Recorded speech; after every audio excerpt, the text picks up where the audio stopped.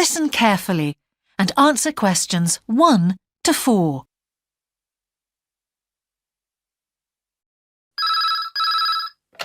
Good evening, King's Restaurant. Good evening. I'm ringing about the job I understand you have vacant. Oh, yes. I'd like to find out a few more details, if I may. Yes, of course. Can I take your name? It's Peter Chin. OK, Peter. Well, if you want to ask about the job, and then if we're both still interested, we could arrange for you to come for an interview. Great, thanks. I'm afraid I missed the advert for the job, but heard about it from a friend. That's no problem at all. What would you like to know?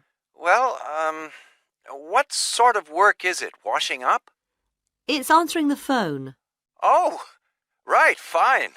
And not waiting at table. That'd be good. And how many nights a week would it be? Well, we're really only busy at the weekend. So 2 nights? 3, actually, so it would work out at 12 hours a week. That'd be fine. It wouldn't interfere with my studies. Are you at the university? Yes, first-year physics student. Oh, right. And because I'm not an EU national, would I need a work permit? Yes, you would. Just get your tutor to sign it. That wouldn't be a problem if I were to get the job. Where exactly is the restaurant? Well, we have 2 branches. The one we're recruiting for is in Hillsdon Road. I don't know that. How do you spell it, please? It's HILLSDUNNE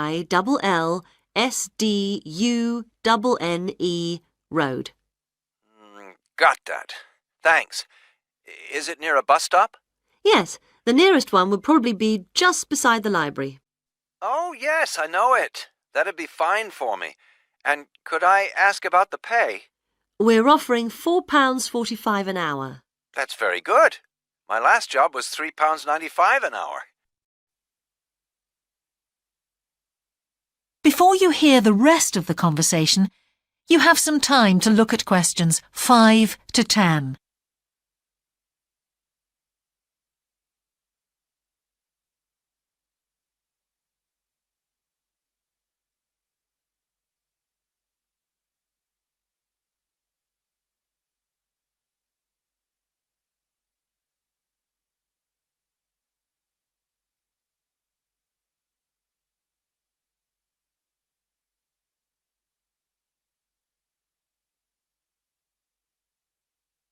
Now listen and answer questions 5 to 10. We feel it's pretty good, and we also offer some good fringe benefits. Really? Well, we give you a free dinner, so you eat well. Right. Better than hostel food. We certainly hope so. And we also offer extra pay for working on national holidays. Oh, that's a really good perk, isn't it? Yes, we think so.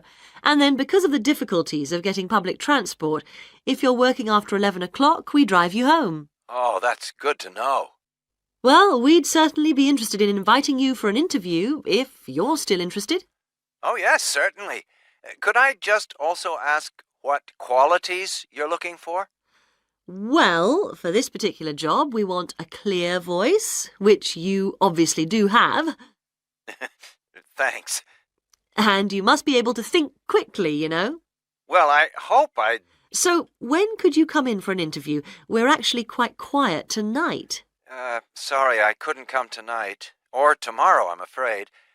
Thursday's okay. That'd be 22nd of October?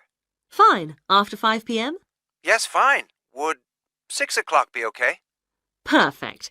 And could you bring along the names of 2 referees? Yes, that's fine. No problem.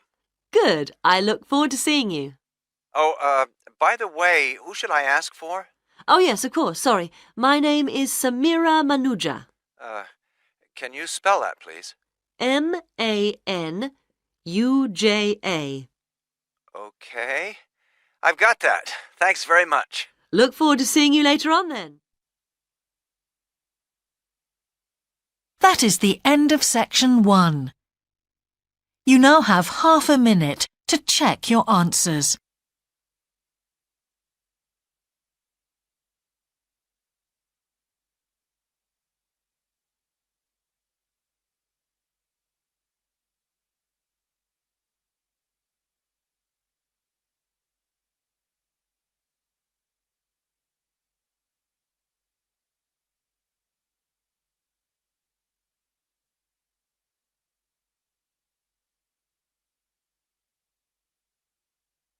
Now turn to section 2. Section 2. You will hear part of a radio programme about the opening of a new local sports shop. First, you have some time to look at questions 11 to 16.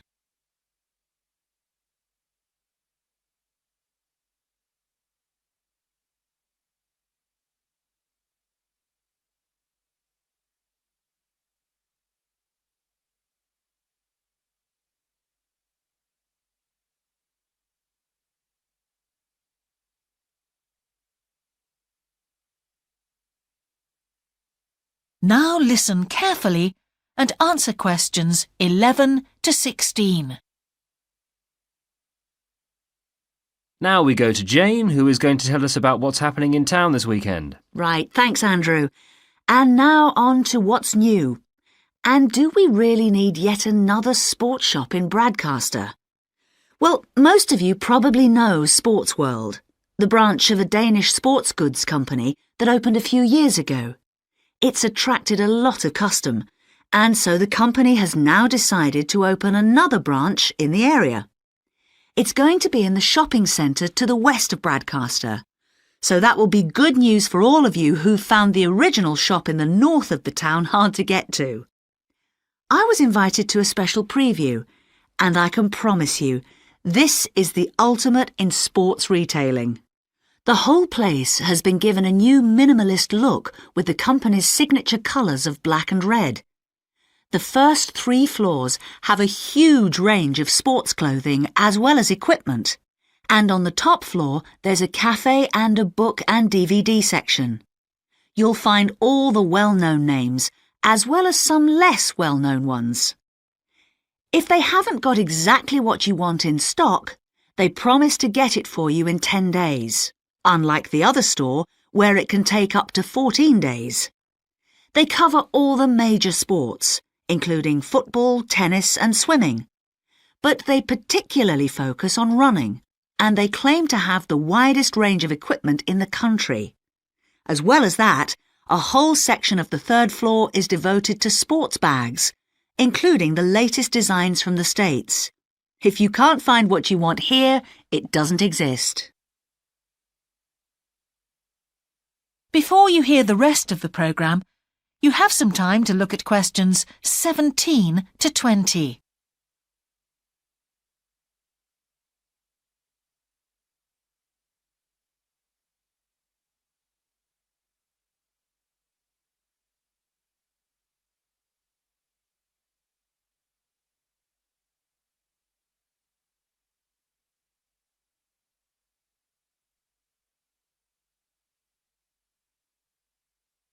Now listen and answer questions 17 to 20. The shop will be open from 9 a.m. this Saturday, and if you go along to the opening, then you'll have the chance to meet the national 400 metres running champion Paul King, who's coming along to open the shop. And he will be staying around until about midday to chat to any fans who want to meet him and sign autographs. Then there will be a whole range of special attractions all weekend. There will be free tickets for local sporting events for the first 50 customers, and also a special competition open to all. Just answer 15 out of 20 sports questions correctly to win a signed copy of Paul King's DVD, Spring Tips, while the first person to get all the questions correct gets a year's free membership of the Bradcaster Gym. All entrants will receive a special sports calendar with details of all Bradcaster fixtures in the coming year. One of the special opening offers is a fitness test, a complete review of your cardiac fitness and muscle tone, actually done in the shop by qualified staff. This would normally cost £30, but is available at half price for this month only. There are only a limited number of places available for this, so to make a booking, phone 560-341. In addition, if you open an account, you get lots more special offers, including the chance to try out equipment at special open evenings. That is the end of section 2. You now have half a minute to check your answers.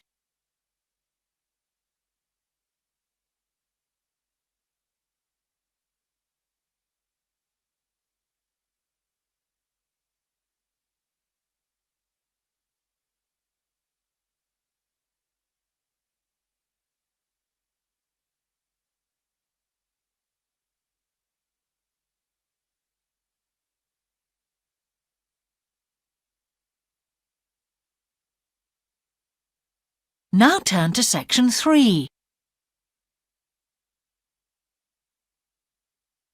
Section 3. 2 overseas students called Spiros and Hiroko have just finished the first semester of their university course. They are discussing with their English language teacher how they coped with the course. First, you have some time to look at questions 21 to 25.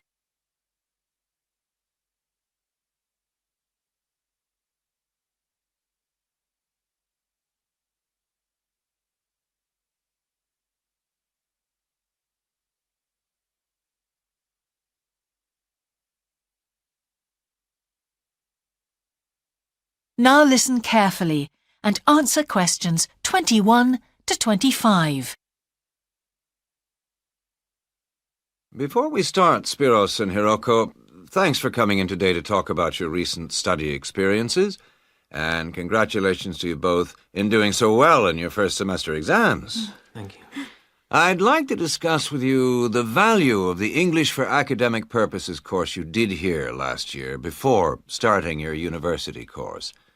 Spiros, if I could start with you, what parts of the program have now proved to be particularly valuable to you? I think that having to do a seminar presentation really helped me. For example, a couple of weeks ago in our marketing subject, when it was my turn to give a presentation, I felt quite confident. Of course, I was still nervous, but because I had done one before, I knew what to expect. Also, I know I was well prepared, and I had practiced my timing. In fact, I think that in relation to some of the other people in my group, I did quite a good job, because my overall style was quite professional. What about you, Hiroko? That's interesting. In my group, I was really surprised by the way the students did their presentations. They just read their notes aloud. Can you believe that? They didn't worry about their presentation style or keeping eye contact with their audience. And I remember that these things were really stressed to us in the course here. So, how did you approach your presentation, Hiroko? Well, to speak frankly, I read my notes too. At the time, it was a relief to do it this way, but actually when I had finished, I didn't feel any real sense of satisfaction. I didn't feel positive about the experience at all. That's a pity. You know, although I was pleased with my presentation, I am not so pleased with my actual performance right now in the tutorials. During the whole semester, I've not said anything in our tutorial discussions. Not a word. Really, Spiros? Why's that? Do the other students talk too much? It's partly that, but it's mostly because I have had no confidence to speak out. Their style of speaking is so different. It's not the style we were used to during the course. They use so many colloquialisms. They're not very polite, and sometimes there seems to be no order in their discussion. Also, they are very familiar with each other, so because they know each other's habits, they can let each other into the discussion. You're right, Spiros. I've experienced that too. Before you hear the rest of the conversation, you have some time to look at questions 26 to 30.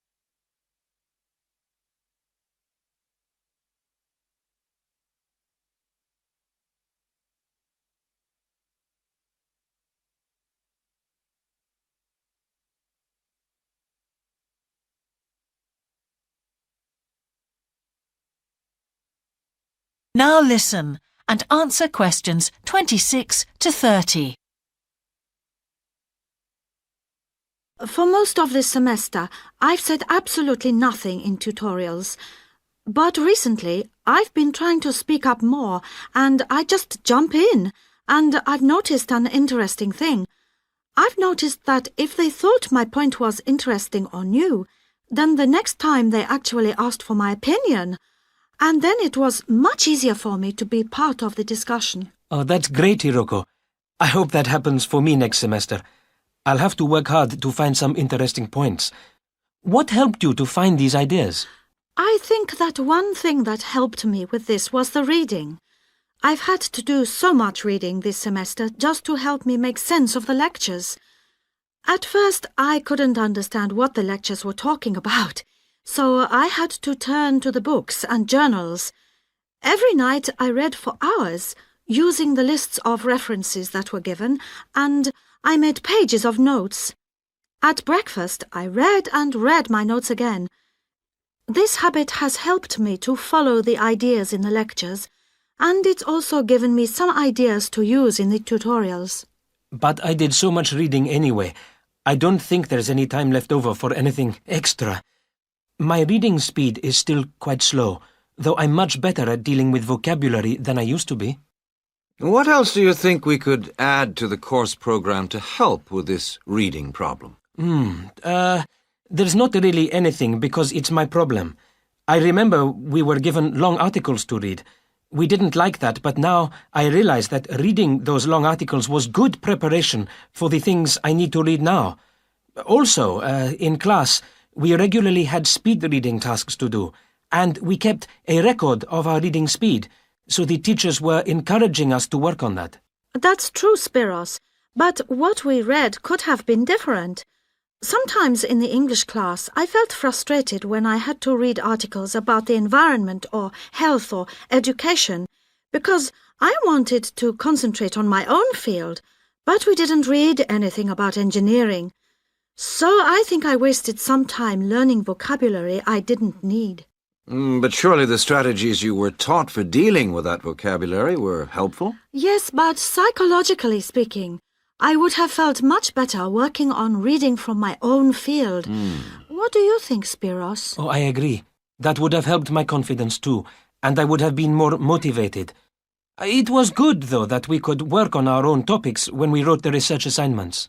Okay, let's move on to writing now. That is the end of section 3. You now have half a minute to check your answers.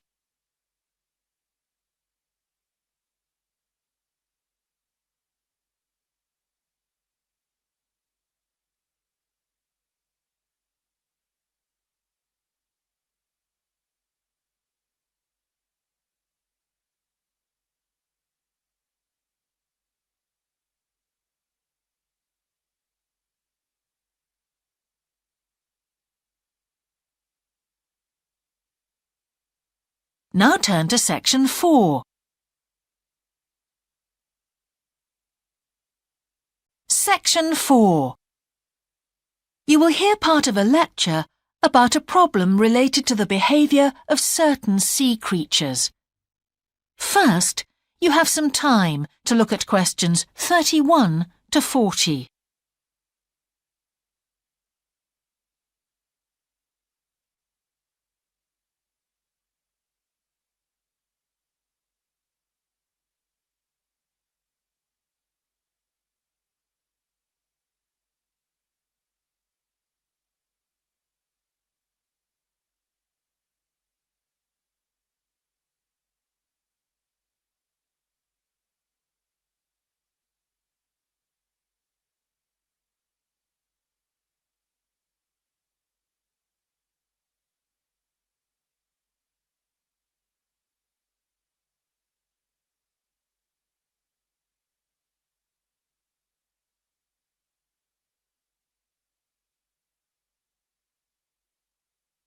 Now listen carefully and answer questions 31 to 40. Good afternoon, everyone. Well, with some of you about to go out on field work, it's timely that in this afternoon's session I'll be sharing some ideas about the reasons why groups of whales and dolphins sometimes swim ashore from the sea right onto the beach and, most often, die in what are known as mass strandings.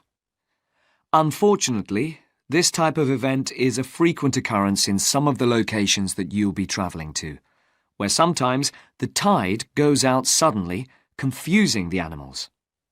However, there are many other theories about the causes of mass strandings. The first is that the behaviour is linked to parasites. It's often found that stranded animals were infested with large numbers of parasites. For instance, a type of worm is commonly found in the ears of dead whales. Since marine animals rely heavily on their hearing to navigate, this type of infestation has the potential to be very harmful. Another theory is related to toxins, or poisons. These have also been found to contribute to the death of many marine animals.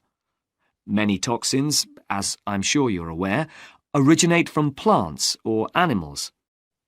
The whale ingests these toxins in its normal feeding behaviour, but whether these poisons directly or indirectly lead to stranding and death seems to depend upon the toxin involved. In 1988, for example, 14 humpback whales examined after stranding along the beaches of Cape Cod were found to have been poisoned after eating tuna that contained saxitoxin, the same toxin that can be fatal in humans.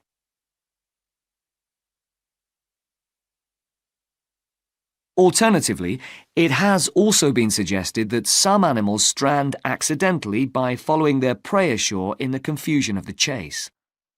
In 1995, David Thurston monitored pilot whales that beached after following squid ashore. However, this idea does not seem to hold true for the majority of mass strandings because examination of the animal's stomach contents revealed that most had not been feeding as they stranded. There are also some new theories which link strandings to humans. A growing concern is that loud noises in the ocean cause strandings. Noises such as those caused by military exercises are of particular concern and have been pinpointed as the cause of some strandings of late. One of these, a mass stranding of whales in 2000 in the Bahamas, coincided closely with experiments using a new submarine detection system.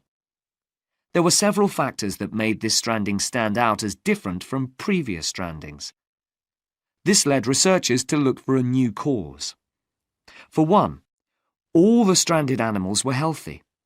In addition, the animals were spread out along 38 kilometres of coast, whereas it's more common for the animals to be found in a group when mass strandings occur. A final theory is related to group behaviour and suggests that sea mammals cannot distinguish between sick and healthy leaders and will follow sick leaders, even to an inevitable death. This is a particularly interesting theory, since the whales that are thought to be most social, the toothed whales, are the group that strand the most frequently. The theory is also supported by evidence from a dolphin stranding in 1994. Examination of the dead animals revealed that, apart from the leader, all the others had been healthy at the time of their death.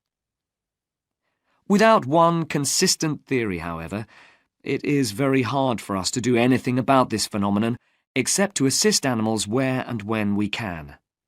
Stranding networks have been established around the world to aid in rescuing animals and collecting samples from those that could not be helped.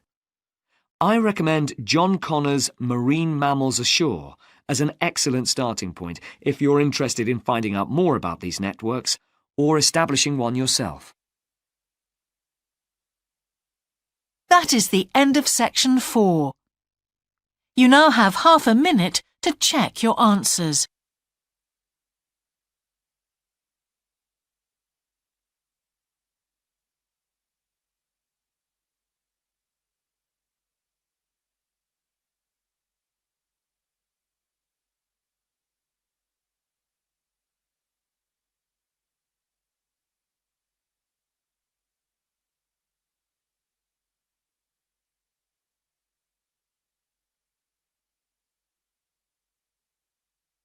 That is the end of the listening test. In the Ielts test, you would now have 10 minutes to transfer your answers to the answer sheet.